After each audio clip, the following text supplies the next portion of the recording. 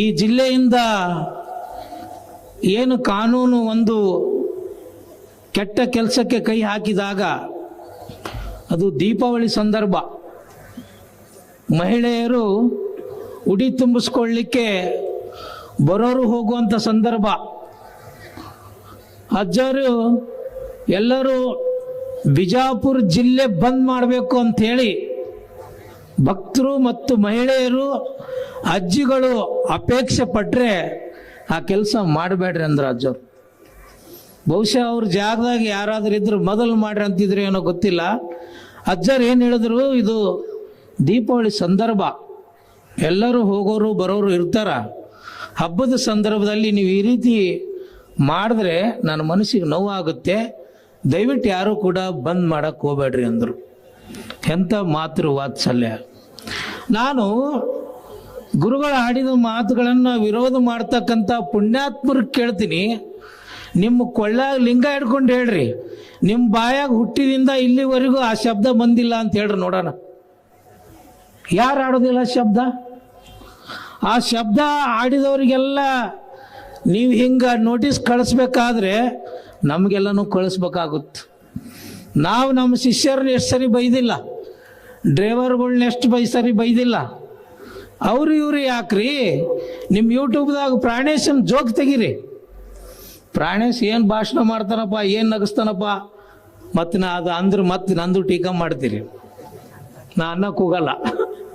ಅಜ್ಜರಿಗೆ ಅನ್ನೋ ಸಾಮರ್ಥ್ಯ ಐತಿ ಅಂದ್ರೆ ನಾನೇ ಅನ್ಬೇಕು ಅಂತ ಅನ್ನೋ ಮಾತಂದ್ರೆ ಅವರು, ಅಂದ್ರೆ ನಾನೇ ಅನ್ಬೇಕಂತಂದ್ರೆ ಅವರು, ಬೇರೆಯವ್ರಿಗೆ ಅನ್ನಕ್ಕಾಗೋದಿಲ್ಲ. ನೀವು ಯಾರಿಗೂ ನೋಟಿಸು ಕಳಿಸ್ಲಿಲ್ಲ, ಕನ್ನೇರಿ ಅಜ್ಜರಿಗೆ ನೋಟಿಸ್ ಕಳಿಸಿರಿ. ಅದರ ಪರಿಣಾಮ ಏನಾಗಿದೆ? ಬಿಜಾಪುರ ಜಿಲ್ಲೆ ಬಂದಾಗಲಿಲ್ಲ, ವಿಜಯಪುರ ಜಿಲ್ಲೆ ಬಂದಾಗಲಿಲ್ಲ. ಒಂದು ಶಾಂತಿಯುತೆಯಿಂದ ಒಂದು ಹಿಂದೂ ಸಮ್ಮೇಳನ ಮಾಡುವ ಮೂಲಕವಾಗಿ ನಮ್ಮ ಸಂಸ್ಕೃತಿಯನ್ನು ತೋರಿಸ್ತಾ ಇದ್ದೀವಿ ವಿನಃ ನಿಮ್ಮಂಥ ಸಂಸ್ಕೃತಿ ತೋರಿಸುವಂಥ ಶರಣರು ನಾವೆಲ್ಲ. ಏನೇನು ಒಂದು ಮಾತಾಡಿದ್ದಕ್ಕೆ ನಿಮ್ಮ ಶಿಷ್ಯರು ಮಾಡಿರ್ತಕ್ಕಂಥ ದುರ್ವರ್ತನೆ, ದುರಾಚಾರ, ದುರ್ನಡತೆ, ಅಪಚಾರದ ಮಾತುಗಳು, ಇದೇನಾ ನಿಮ್ಮ ಬಸವ ಸಂಸ್ಕೃತಿ? ಏನು ಸುಮ್ಮನೆ ಆ ಪುಣ್ಯಾತ್ಮನ ಹೆಸರು ಇಟ್ಕೊಂಡು ನಿಮ್ದು ಇನ್ನೂ ಎಷ್ಟು ಚೆಲ್ಲಾಟ ನಡೀತಿತ್ತು ಆ ಅಜ್ಜರು ಏನಾರು ಮಾತಾಡಲಿಲ್ಲ ಅಂದ್ರೆ. ನಾವು ಇದಕ್ಕಾಗಿನೇ ಹುಬ್ಬಳ್ಳಿಯಲ್ಲಿ 1,000 ಜನ ಸಂತರು ಸೇರಿದ್ವಿ. ನಮ್ಮ ಸಾರಂಗಮಠದ ಅಜ್ಜರು ಅದಕ್ಕೆ ಎಷ್ಟು ಕಷ್ಟಪಟ್ಟರು. ನಾವು ಅವರಿಗೆಲ್ಲ ಸಾಕಷ್ಟು ಜನ ಸ್ವಾಮೀಜಿಯವರು ಬೆಂಬಲ ಕೊಟ್ಟಿವಿ, ಅಲ್ಲಿ ಬಾಯಿ ಕಟ್ಟಿ ಹಾಕಿದ್ರು. ಸಾವಿರಾರು ಸಂತರು ಸೇರಿ ಲಕ್ಷಾಂತರ ರೂಪಾಯಿ ಖರ್ಚು ಮಾಡಿ ನಾವು ಅವ್ರಿಗೇನೂ ಮಾಡೋಕ್ಕಾಗಲಿಲ್ಲ.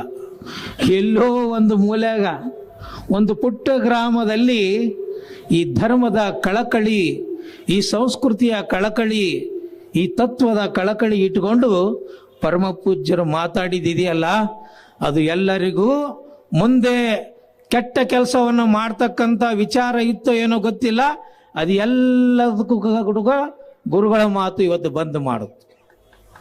ಇಷ್ಟು ನಿಷ್ಠುರವಾಗಿ, ಇಷ್ಟು ಧೈರ್ಯವಾಗಿ ಮಾತನಾಡಬೇಕಾದ್ರೆ ಅವರಲ್ಲಿರ್ತಕ್ಕಂಥ ಪ್ರಾಮಾಣಿಕತೆ ಎಲ್ಲರಿಗೂ ಮಾತಾಡೋಕ್ಕಾಗೋದಿಲ್ಲ. ಇವತ್ತು ನಾವೆಲ್ಲ ಪೂಜ್ಯರು, ಭಾಳ ಜನ ವೇದಿಕೆ ಮೇಲೆ ಸ್ವಾಮಿಗಳು ಸೇರಿದ್ರೆ ಪಾಕಿಟ್ ಕಾಣಿಕೆ ಕೊಡೋ ಪದ್ಧತಿ ಐತಿ. ಆದರೆ ಇಲ್ಲೆಲ್ಲ ಸ್ವಾಮೀಜಿಯರು ಏನದೀವಲ್ಲ, ನಾವ್ಯಾರು ಕೂಡ ಕಾಣಿಕೆ ಆಗಲಿ ಕವರ್ ಆಗಲಿ ಯಾವುದನ್ನು ಬಯಸಿ ಬಂದಿಲ್ಲ. ಪೂಜ್ಯರ ಏನಿವತ್ತು ದೇಶದಲ್ಲಿ ಆಹಾರ ಪದ್ಧತಿ, ಕೃಷಿ ಪದ್ಧತಿ ನಶಿಸಿ ಹೋಗ್ತಾ ಇದೆ, ಅದನ್ನು ಉಳಿಸುವಂತ ಬೆಳೆಸುವಂತ ಕಾರ್ಯ ಕೆಲವು ಶಿವಯೋಗಿಗಳಲ್ಲಿ ನಮ್ಮ ಕಣ್ಣೇರಿ ಪರಮ ಪೂಜ್ಯರು ಅಗ್ರಗಣ್ಯರಾಗಿದ್ದಾರೆ ಅಂತಕ್ಕಂಥದ್ದು. ಬಹುಶಃ ನೀವು ಕರ್ನಾಟಕದ ಭಾರತ ಇತಿಹಾಸದಲ್ಲಿ 3 ಗಂಟೆ ಈ ಬಿಸಿಲಿನಲ್ಲಿ ಇಷ್ಟು ಜನ ಸಂತರು ಕುಂತಿರ್ತಕ್ಕಂಥ ವೇದಿಕೆ, ಇಷ್ಟು ಜನ ಭಕ್ತರು ಕುಂತಿರ್ತಕ್ಕಂಥ ವೇದಿಕೆ ಎಲ್ಲಿ ಕೂಡ ನೋಡ್ಲಿಕ್ಕೆ ಸಾಧ್ಯ ಇಲ್ಲ, ಎಲ್ಲಿ ಕೂಡ ನೋಡ್ಲಿಕ್ಕೆ ಸಾಧ್ಯ ಇಲ್ಲ. ಬಸ್ಗಳನ್ನ ಕೊಟ್ಟು ಕಳಿಸಿ, ರೊಕ್ಕಗಳನ್ನ ಕೊಟ್ಟು ಕಳಿಸಿದ್ರೆ ಏನೆಲ್ಲ ಕುಡಿಯಕ್ಕೆ ಕಳಿಸಿದ್ರು ಕೂಡ ಜನ ಈ ಬಿಸಿಲಾಗಿ ಕುಂಡಿರ್ತಕ್ಕಂಥದ್ದು ನಾವು ಎಲ್ಲಿ ಕೂಡ ನೋಡೋದಿಲ್ಲ. ಇದೆಲ್ಲ ಯಾಕೆ ಕುಂತೀವಿ ಅಂತಂದ್ರೆ ಆ ಪರಮ ಪೂಜ್ಯರ ಸಾಮರ್ಥ್ಯ, ಆ ಪರಮ ಪೂಜ್ಯರ ಶಕ್ತಿ, ಆ ಪರಮ ಪೂಜ್ಯರ ಗೋ ಸೇವೆ ಮಾಡ್ತಕ್ಕಂಥ ಶಕ್ತಿ ಎಂಥದ್ದು ಅಂತಕ್ಕಂಥದ್ದು ಇದು ಮೊದಲನೇ ಕಾರ್ಯಕ್ರಮ. ಬಬಲೇಶ್ವರದಲ್ಲಿ ಬಲವನ್ನು ತೋರಿಸಿರ್ತಕ್ಕಂಥ ಕಾರ್ಯಕ್ರಮ ಅಂತಂದ್ರೆ ತಪ್ಪಾಗ್ಲಿಕ್ಕಿಲ್ಲ. ಇನ್ನು ಅನೇಕ ಜನ ರಾಜಕಾರಣಿಗಳು ಬರೋರಿದ್ರು. ನಮ್ಮ ಶ್ರೀರಾಮುಲು ಬರೋರಿದ್ದ. ನಮ್ಮ ಶ್ರೀರಾಮುಲು ಹೇಳ್ತಿದ್ದ, ಅಜ್ಜರೇ ನಮ್ಮ ಕನ್ನೇರಿ ಶ್ರೀಗಳು ಹಿಂಗ್ ಮಾತಾಡಿದಾರಲ್ಲ, ನಮ್ಮ ಬಳ್ಳಾರಿಯಲ್ಲಿ ಅವ್ರು ಕರೆಸಿ ಅದ್ದೂರಿ ಸನ್ಮಾನ ಮಾಡಬೇಕು ಅಂತಕ್ಕಂಥ ಮಾತನಾಡಿದ್ರು. ಅನೇಕ ಜನ ಶಿವಾಚಾರ್ಯರು, ಶಿವಯೋಗಿಗಳು ನನ್ನ ಜೊತೆಯಲ್ಲಿ ದೂರವಾಣಿಯಲ್ಲಿ ಹಂಚ್ಕೊಂಡ್ರು. ಎಂಥ ಪುಣ್ಯಾತ್ಮರ್ರಿ, ಏಟ್ ಚಂದ ಮಾತಾಡಿದ್ರು, ಅವ್ರ ಮಾತಿಗೆ ನಾವು ಸನ್ಮಾನ ಮಾಡಬೇಕು ಅಂತ ಹೇಳಿದ್ರು. ನೀವು ಇದು ಒಂದು ಚಿಕ್ಕ ಪದವನ್ನು ಇಟ್ಕೊಂಡು ನಮ್ಮ ಗುರುಗಳನ್ನ ಅವಮಾನ ಅಪಮಾನ ಮಾಡಕ್ ಹೋಗ್ತಿರಲ್ಲ. ಸೂರ್ಯನಿಗೆ ಉಗುಳಿದ್ರೆ ಆ ಉಗುಡು ನಿಮ್ಮ ಮುಖದ ಮೇಲೆ ಬೀಳ್ತಾ ಇದ್ದೀವಿನ ಇಂಥ ಶರಣರ ಮುಖದ ಮೇಲೆ ಬೀಳೋದಿಲ್ಲ ಅಂತಕ್ಕಂಥದ್ದು ಅರ್ಥೈಸ್ಕೊಳ್ಬೇಕು.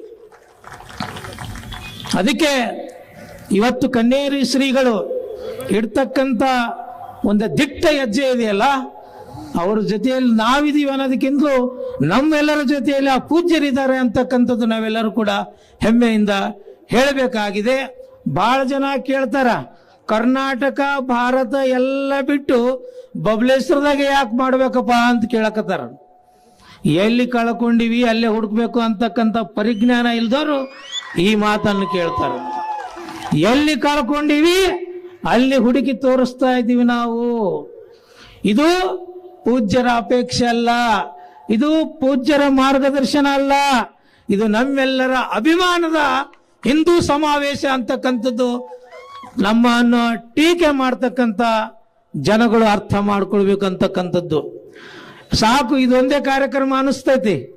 ನಾವು ಬಾಗಲಕೋಟೆ ಮಾಡಬೇಕಾಗಿಲ್ಲ, ಧಾರವಾಡ ಮಾಡಬೇಕಾಗಿಲ್ಲ, ಇನ್ನೆಲ್ಲಿ ಮಾಡೋ ಅವಶ್ಯಕತೆನೇ ಬೇಕಾಗಿಲ್ಲ. ಇದು ಒಂದೇ ಬಿಸಿ ಸಾಕು ಅವ್ರ ಬದಲಾವಣೆ ಆಗಲಿಕ್ಕೆ ಅಂತ ನಾನು ಹೇಳ್ತಾ, ಸಮಯ ಬಹಳ ಆಗಿರೋದ್ರಿಂದ ನಾವೆಲ್ಲರೂ ಕೂಡ ಪೂಜ್ಯರ ಆಶೀರ್ವಚನವನ್ನು ಕೇಳಬೇಕು ಅಂತೇಳಿ